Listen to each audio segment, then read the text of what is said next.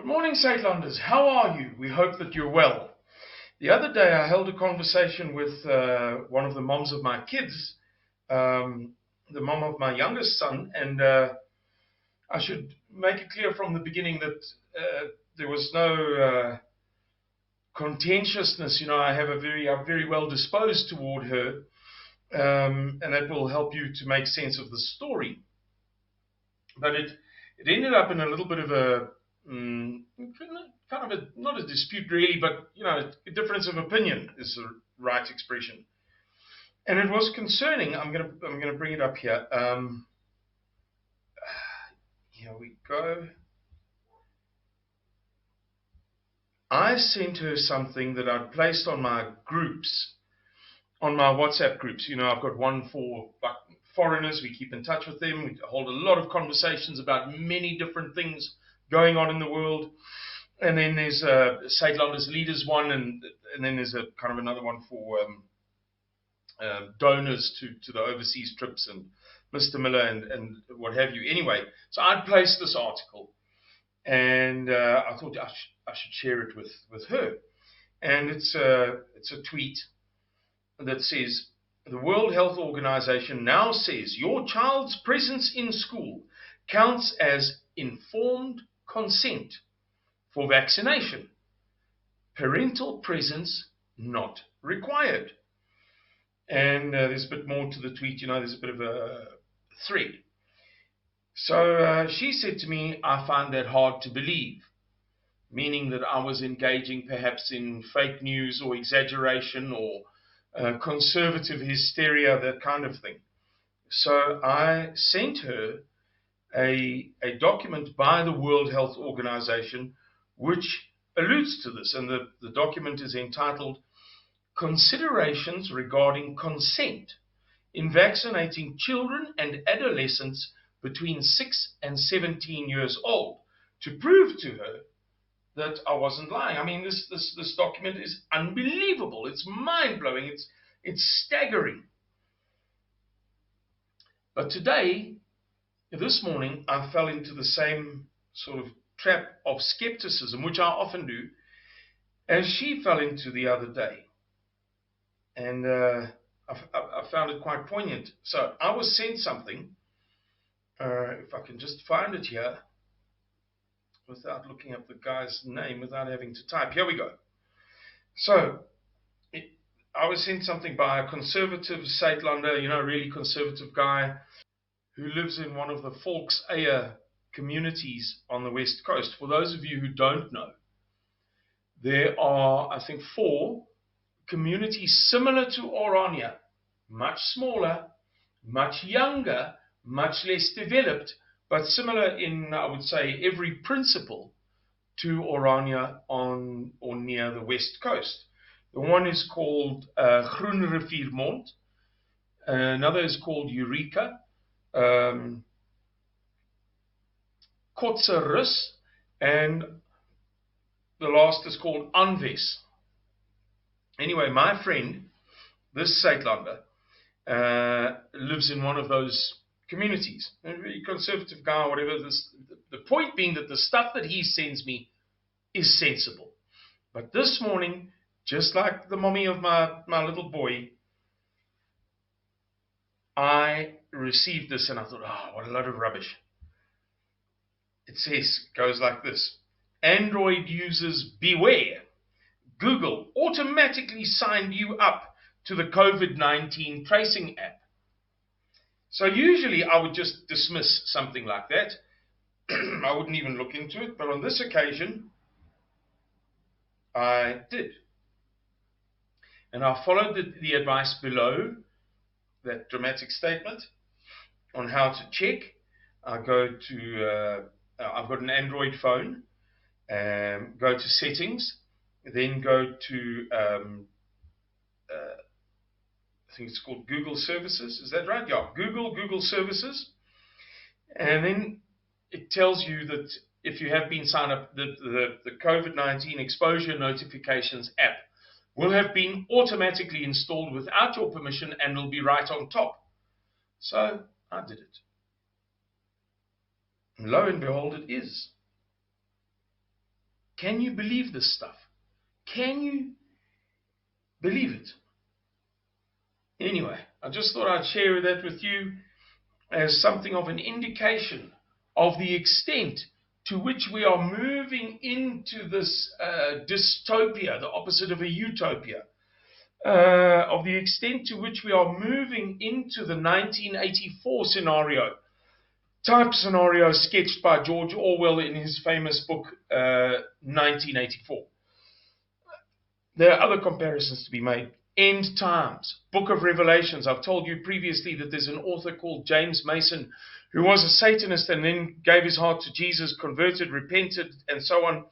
And he was jailed for 10 years for saying hardcore Christian things, things that are unacceptable in modern Christendom, but things which our forefathers and forebears believed almost automatically is not the right word, but they took these things for granted.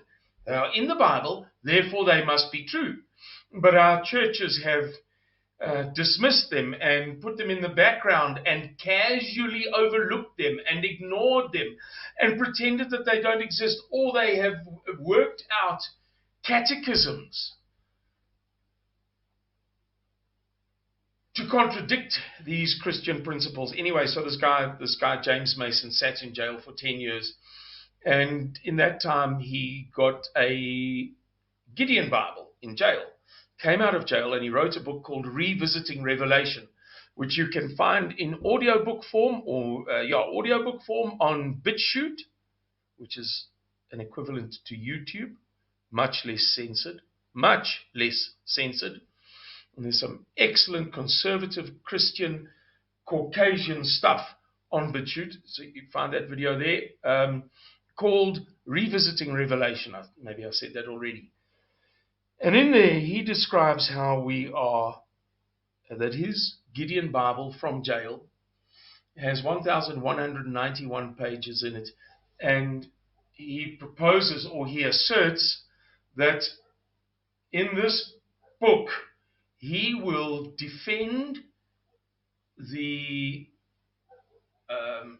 there's a formal fancy word for it, but he will defend the assertion that we are on page 1189 of the Bible. In other words, we've almost finished the book of Revelation.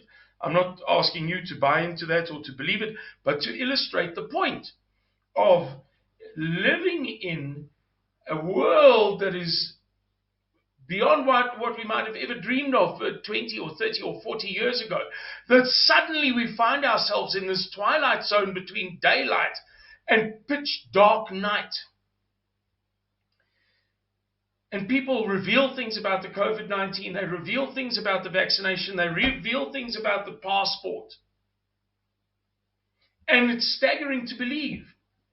You can't believe it until you go on your phone and you see, yes. Between Vodacom, Huawei, and Google, this thing is on my phone. The COVID-19 exposure notifications app, whether I want it or not, whether or not COVID-19 is a pandemic, whether or not they are edging their way to a vaccine, which by all accounts is no good. And I'd style myself as hard conservative.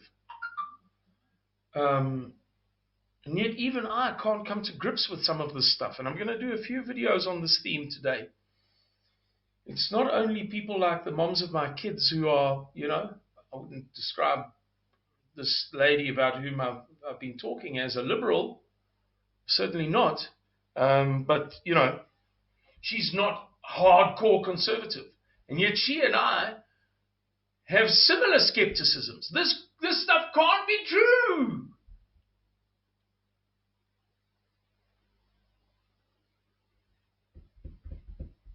But it is. Every single time. Who of you have seen that video about Moderna? The people who are developing the vaccine. It's enough to scare the wits out of you. Oi. Yeah, okay, everybody. Have a good day. May God bless you in the difficult times that lie ahead of us. And may He bless you now for those times. It really does seem as if there are enormous things beyond our imaginations, or beyond my imagination, occurring in the world. And Suidlanders is indisputably, indisputably, one of the very foremost leaders of the uh, of resistance, of Christian Caucasian resistance to these new madnesses. So let us come together in unison, in solidarity, in like-mindedness, and in willingness to help one another, to collaborate with one another, to support one another, and to act in concert to the greater glory of our unique God, Jesus Christ. I should end now, but I just thought of something that I'd like to share with those of you who may be interested in this. I'm not an evangelist, and I'm not much of a theologian, to be honest. When I get into theological arguments, I don't do well. But I once listened to a sermon by the pastor James Jacob Prosh, and I know that James Jacob Prosh is not everybody's cup of tea, but he is, if nothing else, he is a brilliant, highly intelligent man. Whether or not you like his particular persuasion, whether or not you appreciate his appearance, he comes across as a slob. It doesn't matter. We all have to acknowledge that he is clever. And he said something in a sermon once which I'd never crossed my mind. He said that Christianity, and he went on to substantiate this assertion, and substantiate it very, very well, quite convincingly, that Christianity is the only faith. So you might say, you could put it this way: the Christian God is the only God of all of it. We talk about faith and the God of those faiths. The only faith, the only God that doesn't ask you to do something to come to Him or to go to Him, but who comes to you through Christ and says, just accept me. He points out how the fundamental tenets of Buddhism and Islam and Hinduism and Jainism and you name it. And he makes a very good case. So I thought you might find that interesting. May our Lord bless and keep you. Thank you for watching this video.